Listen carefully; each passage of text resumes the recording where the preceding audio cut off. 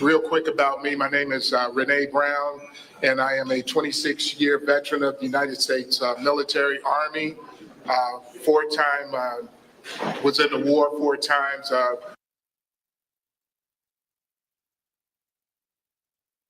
Interestingly enough, Somalia. So I was there.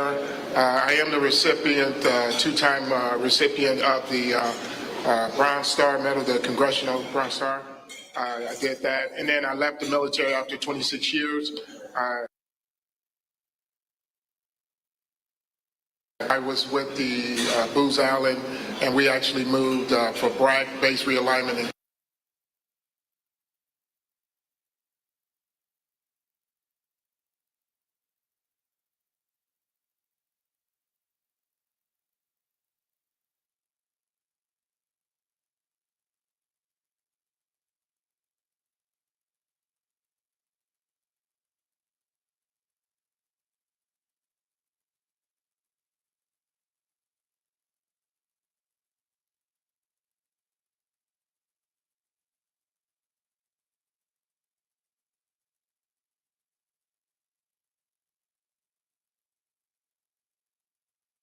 Call all new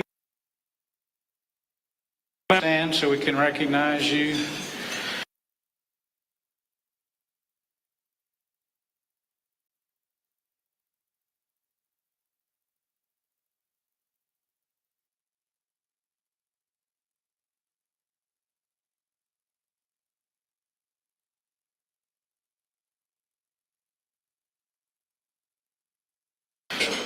Also, David Dick and Dean Dorton on their expansion into new office space on Hurstbourne Parkway. The firm expects to grow to 200 to 250 employees within 5 years.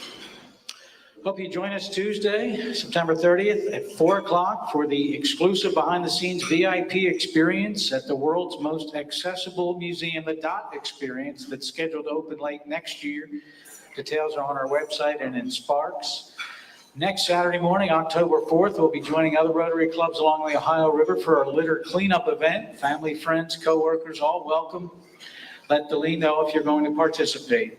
Remember, our committee fair will be in the room across the hall, both before and after our regular meeting October 9th, starting at 11 o'clock. If you're looking for a place to serve or just be more engaged and meet other members, you'll want to attend. So plan a little extra time to schedule that day. Our next new member service project will be Tuesday, October 14th. Hopefully the folks that stood up will be there at SOS. Come have fun, pack some medical supplies, and get to know some fellow members. Save the date, Friday, October 17th for the 9th Annual West Louisville Economic Mobility Summit, a partnership between our club and Louisville Central Community Centers. The theme this year will be Prosperity Through Peace. And our Thursday, November 6th, Rotary lunch meeting will be a combined lunch meeting at the 5th Annual Canopy Good Business Summit, and that's going to be at the Kentucky International Convention Center. So plan on that November 6th. The theme is the business of joy, exploring how it not only feels good, but can lead to increased engagement, innovation, growth, and a flourishing bottom line. Stay tuned for the keynote speaker reveal and for more information about how to register for lunch. And you can consider attending the full day summit. Several Rotarians have already been announced to lead breakout sessions, including Dr. Mark Worms and Reno Weber and our Executive Director, Deline Taylor. You'll see Rotarians hosting tables in the Mission Marketplace. And nominations are currently being accepted for the Good Business Impact Awards that will be presented during the summit. Love to see some of our member organizations be recognized for their good business practices. Details and links to the nomination forms are on our website. And as always, be sure to follow us online on Facebook, LinkedIn, X, Instagram, and YouTube. Okay, before I introduce our speaker, a couple things. He's apparently graciously agreed to take pictures afterwards if you want to do that. And an email was sent to all club members last week, an invitation to submit questions for Senator McConnell in advance.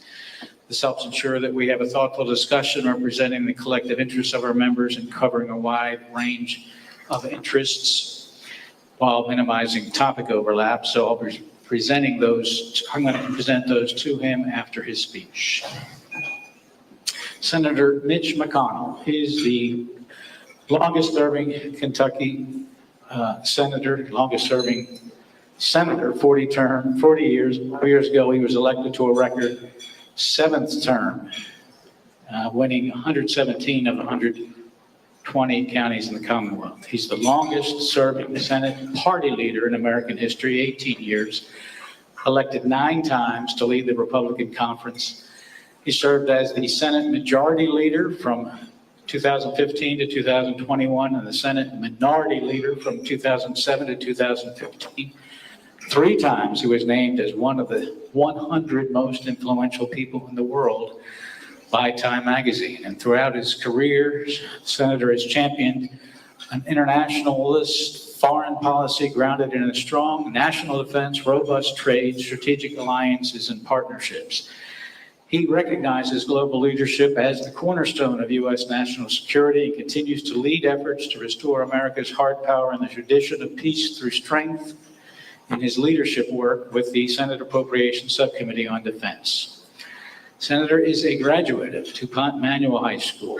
He graduated with honors from the University of Louisville College of Arts and Science, where he served as the student body president. And he's also a graduate of the University of Kentucky College of Law, where he was elected president of the Student Bar Association. And he served as the first judge executive of Jefferson County. He's the proud father of 3 daughters. He's married to Elaine Chao, who served as the U.S. Secretary of Transportation and Secretary of Labor, and is a former president of the United Way of America and the director of the Peace Corps. And the biographies are starting to come. I think you see this at your table, The Price of Power book, how Senator mastered the Senate, changed America. This is apparently a pretty good book. That's what I hear.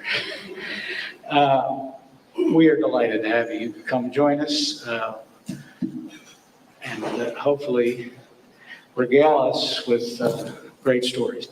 Come on up.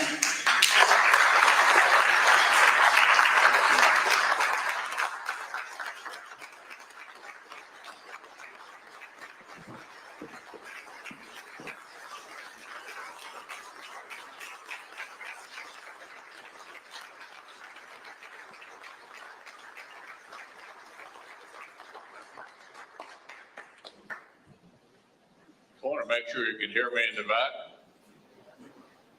Okay. Well, thank you very much. That introduction certainly underscores how long I've been around. Some people think I was there when Washington laid the cornerstone for the Capitol. And I remember when John Yarmouth was a Republican.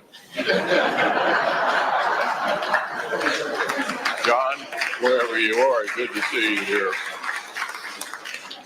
You know, I started off in local government, and I remember a guy who ran for mayor one time saying he was going to have a listed phone number and be available for everyone. So shortly after he got elected, the phone rang at 2 o'clock in the morning. The guy said, "Is this the mayor?" He said, "Yeah." He was obviously somewhat inebriated. And he said, "Mayor, I got a pothole in front of my house. And you said you'd be responsive. I want you to get out here and fix this pothole." So the mayor went to the office the next day and told the director of works, he said, "Let's go out there and show them how good we are to fix that pothole and call me back and let me know when it's been done." Late in the afternoon, the works director called him up and said, "We fixed the pothole." Mayor went home, set his alarm for 2 a.m. And he said, "There, you SOB, we fixed your pothole." So when I went to the Senate, I had been very much in local government, worried about police and jails and potholes and that sort of thing. in that particular period, Kentucky statewide was pretty Democratic by registration, 2.5 to 1. And you all have all heard about Fancy Farm, even if you haven't been there. Down at Fancy Farm, every first Saturday in August, the Democrats sit on one side, the Republicans sit on the other. First time I went down there, on the Republican side, there was me and a couple of county chairmen. On the Democratic side, governors, local officials, statewide officials, was totally Democrat. Our side had not won a statewide race in 16 years. And it didn't look too good for me, frankly. The smartest thing I did was to hire Roger Ailes, who started Fox News for Rupert Murdoch, who in those days was a political consultant. Right before we went down to Fancy Farm, we had a meeting to look at a poll, and I was 25 points behind. So I looked at Roger and I said, my goodness, has anybody ever been able to win this far behind this late? He said, not that I can think of. But he was a very competitive guy. He didn't give up. And somehow we squeaked it out. But to give you an idea of how challenging it was, everybody wanted to, on our side, wanted to be associated with Ronald Reagan. It was pretty obvious he's going to win big. And their strategy in the presidential race was, if we win big, everybody else will.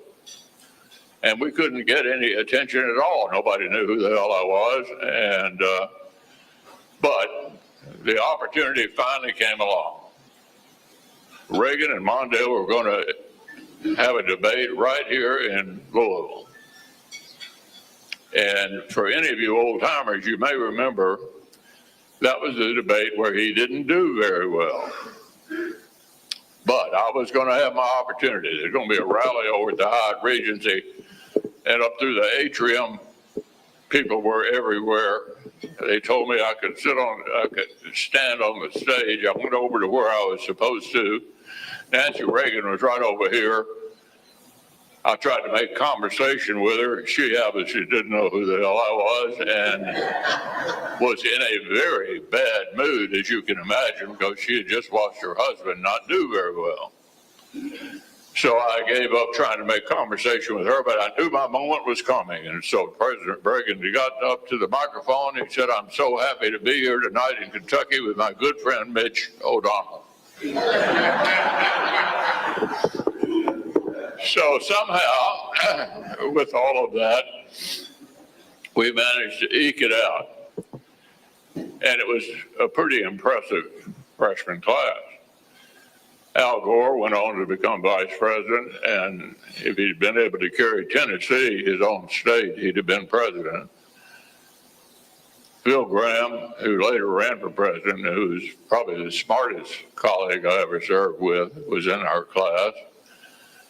And I was the one that nobody had ever heard of. And talk about feeling kind of out of it. You know, this is a long way from fixing potholes. We don't do everything on a seniority basis, but some things we do. And one of those things in the Senate is the location of your desk on the Senate floor. So it won't surprise you to know that I had the very last desk all the way over in the corner. The light's not even very good back there. We usually don't sit where we're supposed to, but the first time the majority leader said, it was Bob Dole, the majority leader said, let's sit where we're supposed to. And there I was over in the corner. Everybody was at their desk. I looked around and I thought to myself, none of these people are ever going to die.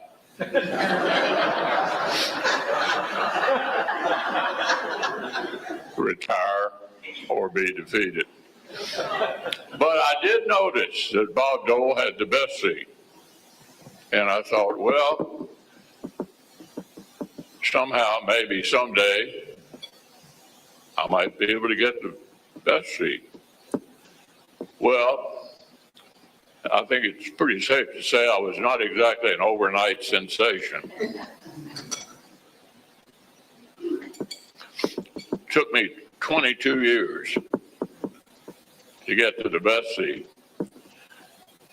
And when I finally did, I thought to myself, I wonder how long I'll be in this job. And amazingly enough, I ended up breaking Mike Mansfield's record by doing it for 18 years. So here at the end of my job, I got no complaints about things that have come my way. I do have a number of complaints about some other things, which I'll get to in a minute. But I'm often asked two questions. Number one, what difference did you think you made for Kentucky? And number two, what difference did you make for the country? I'll start first with Kentucky. When I went to the Senate, we had what were called tobacco quotas, at least one, and frequently a lot more than one, in 119 of our 120 counties. It was everywhere. It dominated Kentucky agriculture and had a huge impact on Kentucky politics. It was pretty clear to me after being there a while, and one thing that really underscores the future of tobacco, there used to be a lobbying outfit in Washington called the Tobacco Institute. The last time I went to the Tobacco Institute, no one was smoking. A pretty good indication of the direction it was headed. So I came out for a tobacco buyout. Oh, and it was completely unpopular initially. Jim Bunning was running for the U.S. Senate at that time, and I said, Jim, you've got to be against this. Well, strangely enough, a couple of years later, the tobacco people came back in and said, you know what, not a bad idea. So the question was how to pull it off. So one advantage for Kentucky to have somebody in leadership, I was the number two then, I got appointed to a conference on a totally unrelated bill and dropped it in. And that way nobody in the Senate had to deal with trying to explain how you use public money to buy people's tobacco allotment. Well, it came from the tobacco industry. And I think what I heard one of the medical professors at UK say the other day is worth mentioning.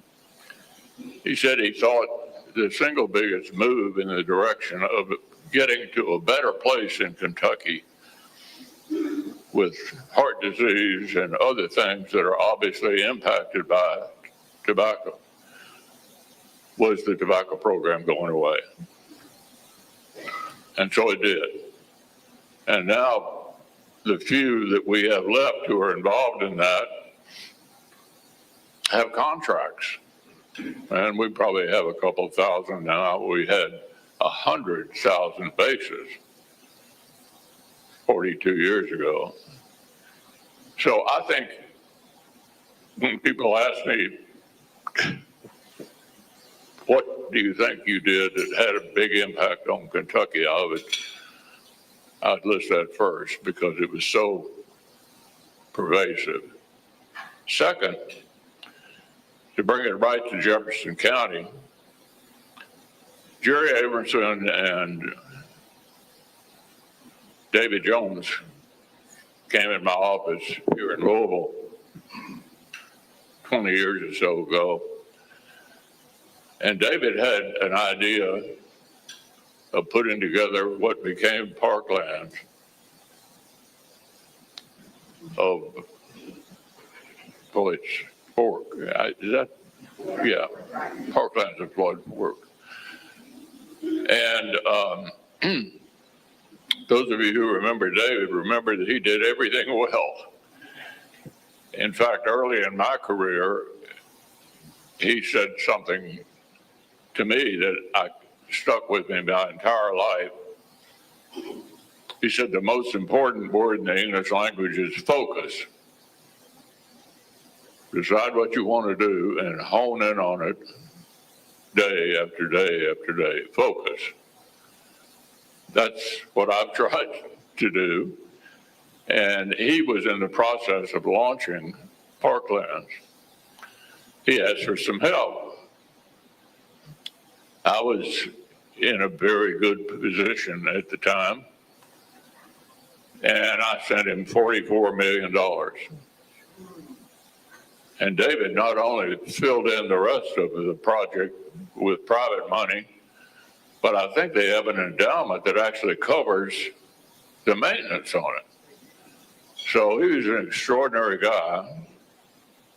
And that's, I think, the most significant thing I was able to help accomplish here in the county we all live in. Statewide, one of the other really big challenges was we had chemical weapons in Richmond. They'd been there since World War II, and you all know that talk about a dumb weapon. In the wars where that was used, principally in World War I, it was as dangerous to your own troops as it was to your enemy. And one of the things that happened earlier in my career is the passage of the chemical weapons treaty, I guess it was, nationwide to destroy them. Easier said than done. It took from the beginning of my career until last year to finish the job. And each year through the appropriations process, it was my responsibility to come up with the money to keep it going and going and going. It went on forever. And, but it's not there anymore. And I think that's something I think made a positive difference for us. At the federal level, I'd say it's judges. I happen to have made a very controversial decision when Justice Scalia passed away in 2016, not to fill the vacancy. The presidential election was underway. I felt, frankly, if the shoe was on the other foot, they would never have filled it. In fact, Joe Biden, when he was chairman of the Judiciary Committee, said in 1992, when Bush 41 was running again, if there were a vacancy, they wouldn't fill it. So I decided to take the heat and save it. Well, that was in February. Everybody laughed. So, well, Hillary Clinton's going to be president. All that's going to happen here is you just delay getting her nomination. I had no idea at that point who our nominee was going to be. When I later figured out, like all we did, who our nominee was going to be, people still thought there was no chance he was going to win. And there were conservative allies of mine who said, why don't you just go on and confirm Merrick Garland, because Hillary Clinton will pick somebody from our perspective a lot worse. I said, well, we can deal with that at the election and see who wins. So election night, I had three things I hoped would happen. Here in Kentucky, I was hoping we'd take the state house for the first time in almost forever. I had become the majority leader, and by the way, I've been both. Majority is better. Because the majority leader gets to decide what you're going to do. Doesn't guarantee the outcome, but you can decide what you're going to do. And by about 11 o'clock that night, it was clear I was going to get to be majority leader for another couple of years. Never occurred to me that we might win the presidency. But about 2 o'clock in the morning, a Republican got elected president. So during the course of that term, I was the majority leader, and we ended up with 3 new Supreme Court justices.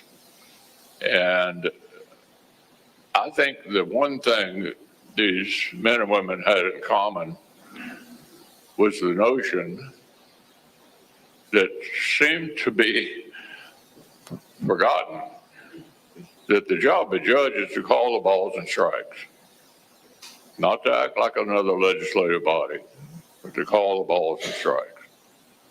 It's up to us who get elected to make the law.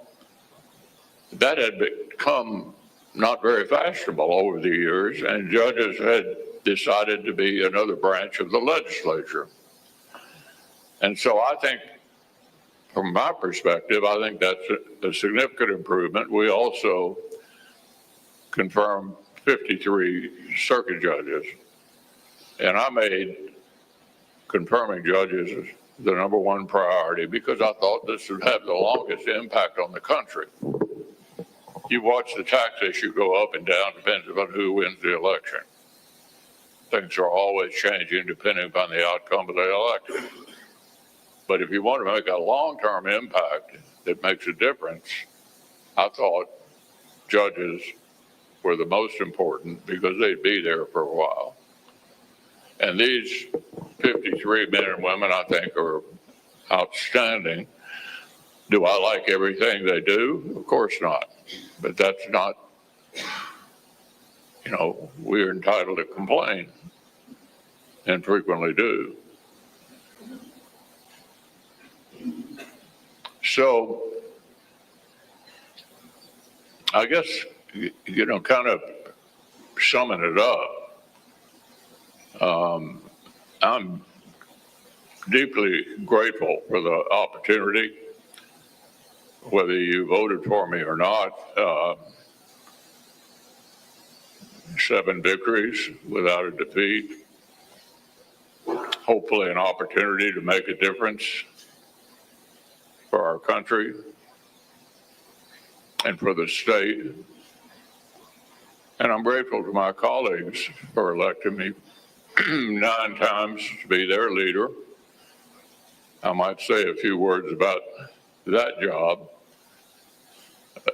Imagine somehow you've been picked to try to lead a bunch of class president types. And imagine that you've got Susan Collins in Maine and Ted Cruz in Texas, and you've got a narrow little majority to try to make a difference. My predecessors, particularly on the Democratic side, have had big margins to deal with. Lyndon Johnson, Harry Reid, big margins. We've never had, on my side, since senators were popularly elected the first time in 1914, before that they were chosen by the state legislatures, we've never had more than 55. And the Senate, as you junkies know, is on most bills not a simple majority. It takes 60 to stop a bill. During the previous Trump administration, he frequently called on me publicly to get rid of the filibuster, and I had a one-word answer: no. And the reason for that is what happens in the Senate is one of two things. Either a bad proposal with no bipartisan support can't pass, or you sit down together and make a deal. And there's nothing wrong with making a deal. There's some members of my party these days who seem to think making a deal is a bad idea. Unless you're really steeped in American history, you have no idea how many differences there were when our country was founded. Let's just mention two people, Alexander Hamilton and Thomas Jefferson. Alexander Hamilton thought we ought to have a president for life. Thomas Jefferson wasn't sure we needed one at all. But they all got together and they made a deal and came up with a constitution that survived for all of these years. An absolutely brilliant accomplishment designed to pit ambition against ambition, designed to try to prevent anyone from having too much power. And presidents frequently test their limits. And certainly we have one now who's inclined to do that. But the system worked really, really well. I don't think there's anything broken that needs to be fixed with its structure. And I think we always need to be careful to protect the guardrails of our democracy. An example of that was what happened on January 6th of 2021. Had that effort succeeded, that would have been the first time in American history we'd not had an orderly transfer from one administration to another. That's the kind of thing that doesn't change and shouldn't change.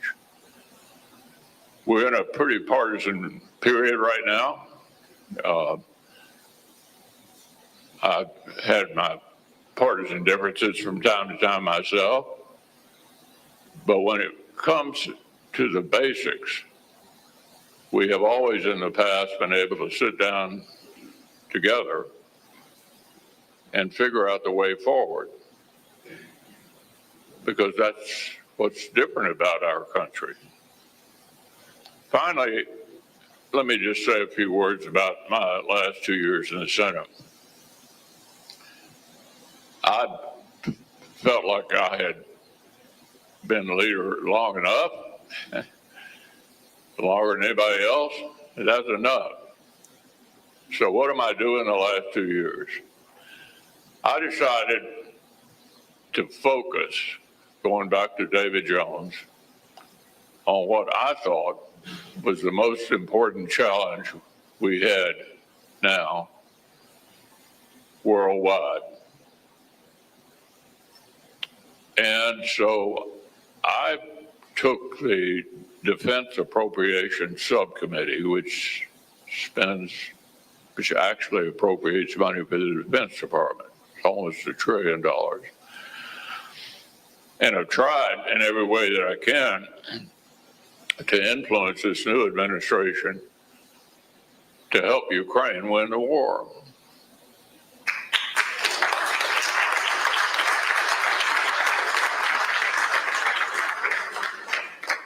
Well, it's obvious you get it. My dad was a foot soldier in World War II. When he got there in early 45, they fought their way across Germany, and he met the Russians in Pilsen, which is now the Czech Republic. I have letters that he wrote to my mother, which we actually have at Elaine's in my archives out here at U of L, in which he said he thought the Russians were going to be a big problem. Boy, was he right. And one of the things that I was enthusiastic about during the Clinton administration was extending NATO as far to the east as we could and admit all of those countries that had been dominated by the Soviet Union into the Western Alliance. And if you look at NATO, it's the most successful alliance in history, held together all these years. And the reason I thought, and others thought, that we ought to do that is because we weren't quite sure the Russians were going to change. And after a couple of years of trying to treat them like a normal country, President Obama did, President Bush did, it's pretty clear they didn't want to be like Western democracies. Vladimir Putin thought the single biggest geopolitical disaster of the previous century was the breakup of the Soviet Union. So now we're experiencing it. And I think it's critically important to our place in the world as the leader of the free world to avoid the following headline: Russia wins, America loses. And no matter how much the isolationists say, well, you know, if we leave them alone, maybe they'll leave us alone. They're not going to leave us alone if we leave them alone. You got North Korea, China, Russia, Iran, and Iran's proxies. Very different kinds of countries, but they all agree on one thing: they hate us. And hunkering down and hoping things will get better is not a good strategy. Having a war is a lot more expensive than preventing one. I'll give you a few statistics. At the height of World War II, 37% of our gross domestic product was spent on defense. 37%. In Korea, it was 13%. In Vietnam, it was 9%. But the Reagan buildup, only 6%.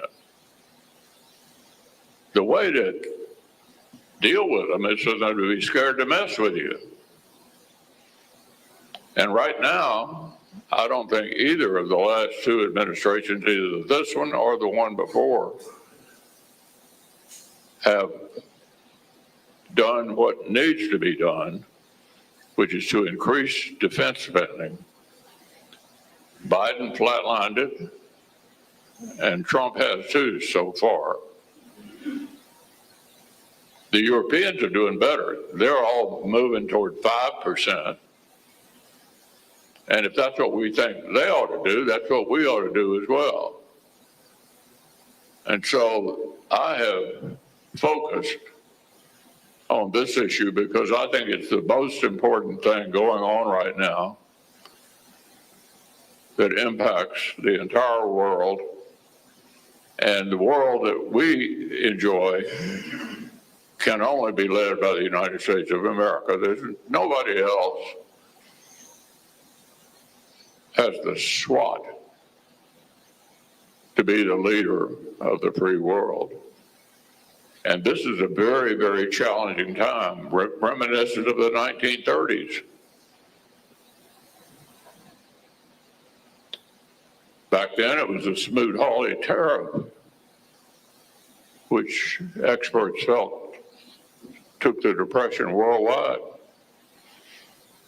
And people really wanted to avoid all that was going on in Europe. What they call themselves? America First. Any of this sound familiar to you? So I think Reagan had it right. He was pro-trade. Strong national defense doesn't mean just saying it, it means doing it. I mean, you can say peace through strength, that's fine, but you got to actually back it up. That's just a slogan. So for whatever influence I can have on this for the last 2 years of my term, this is where I'm going to focus. It doesn't mean not going to try to help Kentucky or vote on other things, but that's where I'm going to focus because I think it's the most important thing. So let me just wrap up by thanking you all again for the opportunity of a lifetime to try to make a difference for Kentucky and for the country. And, you know, during most of the time that I was leader of my party in the Senate, I was serving with Democratic leaders who were from New York or California. What I tried to do is to look out for Middle America, and one state in particular. And thank you so much for the opportunity.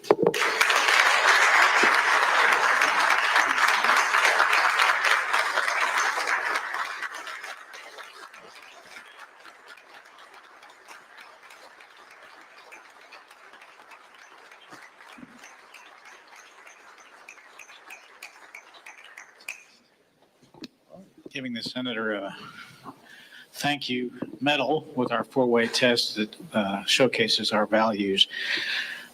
First question, thank you for speaking. Your retirement plans, memoir, public service? One thing that's happening, my hearing is not great. Your retirement plans, any? A memoir, public service? Well, that's a good question. I did a memoir 8 years ago, and a lot's happened since then.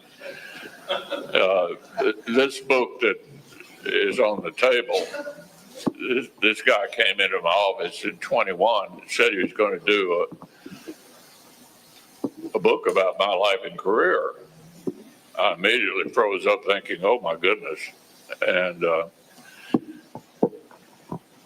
I thought about it and then thought that probably the smart thing to do is to participate.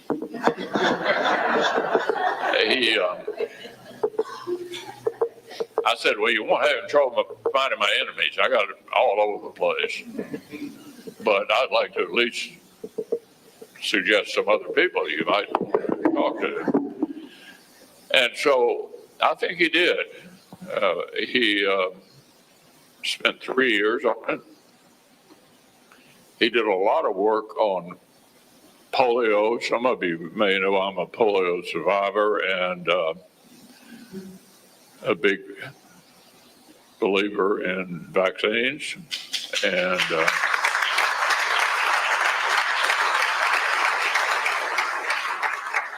you probably don't know I'm the only member of my party in the Senate who voted against the Secretary of Health and Human Services.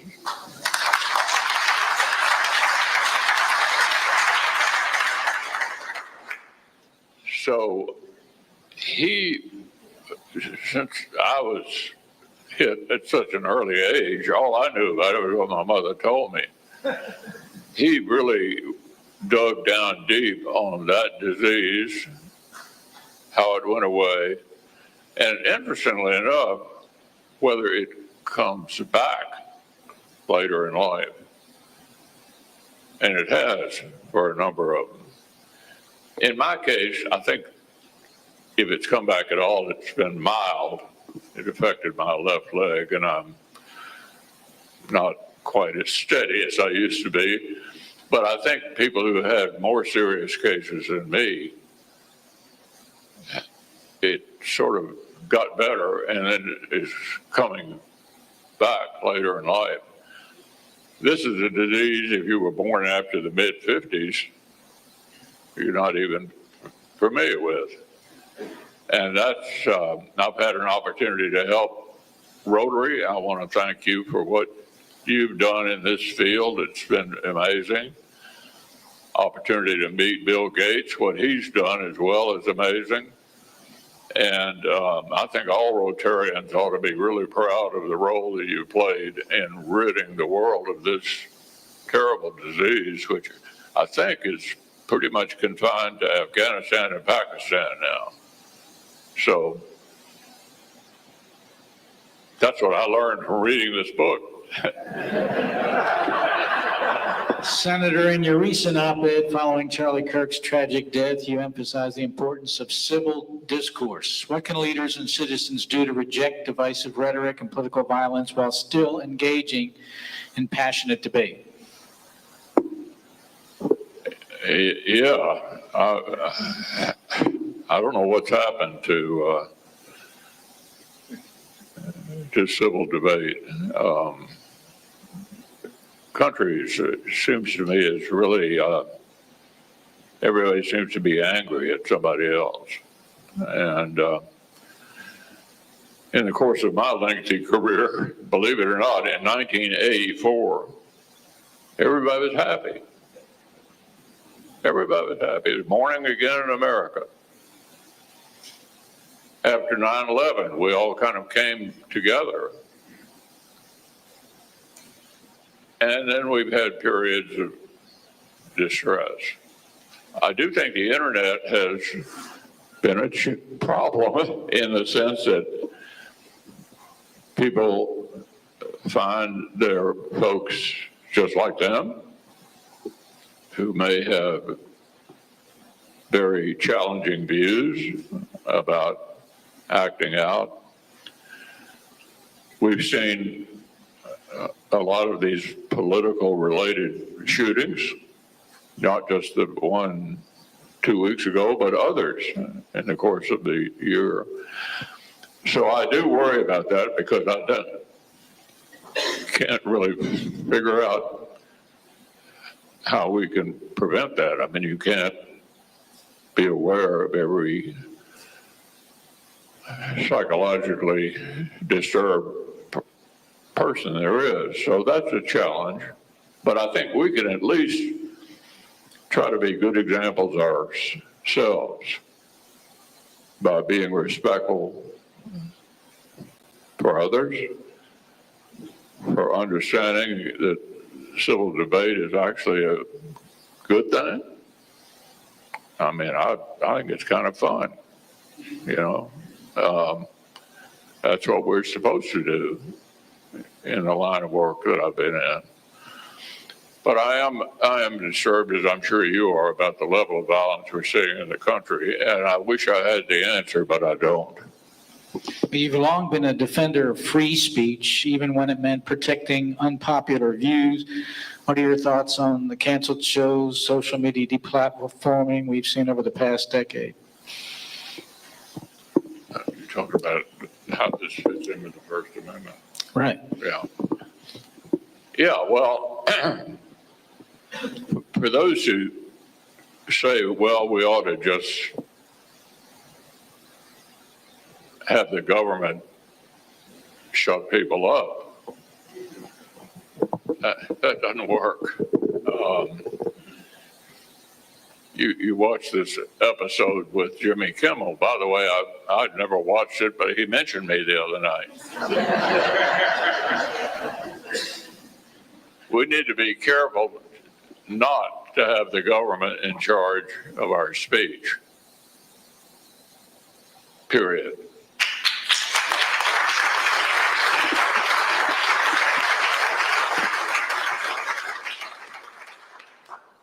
So,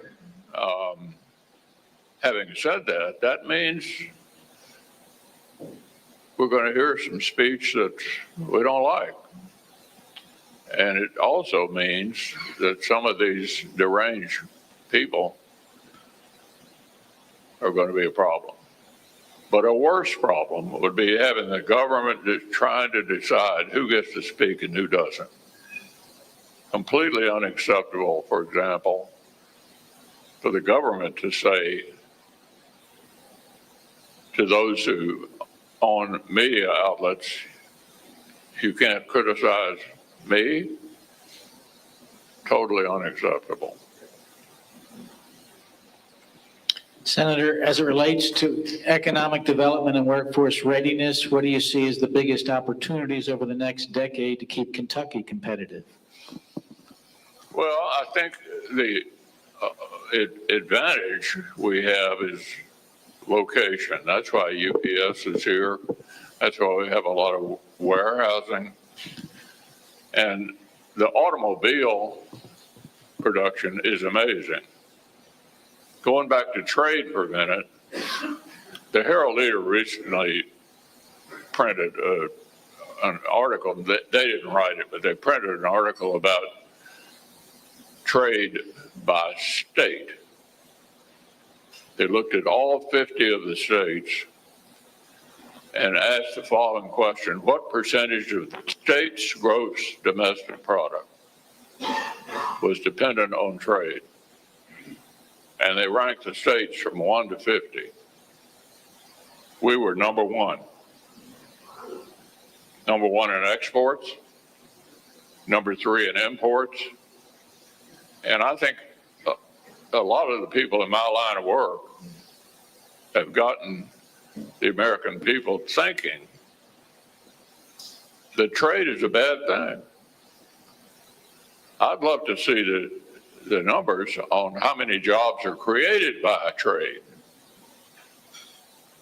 Do we dominate absolutely everything? No. But, I don't think we ought to be too upset if tennis shoes are made in Vietnam. It just doesn't strike me as that big a deal. And after all, if the government tries to micromanage this, it's going to be paid for by us.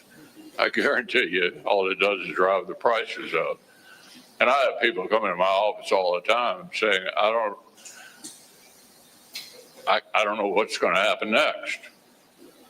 So I'm having a hard time figuring out how to price things. And the one thing we know for sure is we're going to pay for it. Whatever revenue comes as a result of this will come right out of our pockets. Senator, we appreciate you, not just today, but through the years you've spoken with us. Congratulations on a long, successful tenure. Appreciate it. Barbara, who's coming up next week?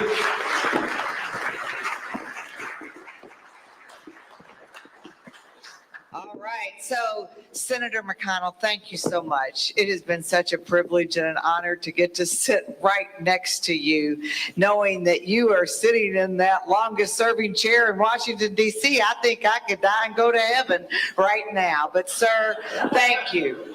And I wanted to say before I introduce next week's speaker, the story you told about the pothole and the former mayor, that guy that complained about the pothole must have spread the word, because sir, I only served one term, but I got a phone call at 3 a.m. And it was when I was the councilwoman, and the gentleman said, ma'am, I'm embarrassed you answered your phone. I was going to leave you a message, but I just sunk in a pothole on Lambton Street over in the Smoketown neighborhood. And he said, ma'am, I don't know if you can fix that hole, but I can't afford new tires. I just bought 4 and I spent my last paycheck on them. So thank you. Thank you for the potholes. Thank you for taking care of our state, our Commonwealth, and for the nation. Next week, our speaker that's going to come right here in this very room has a number of things in common with Senator Mitch McConnell. Next week's speaker also graduated from the University of Kentucky's Law School. Next week's speaker went on to become senior advisor to Senator Mitch McConnell. Next week's speaker spent much of their childhood in Gravies, Logan, and Davies County.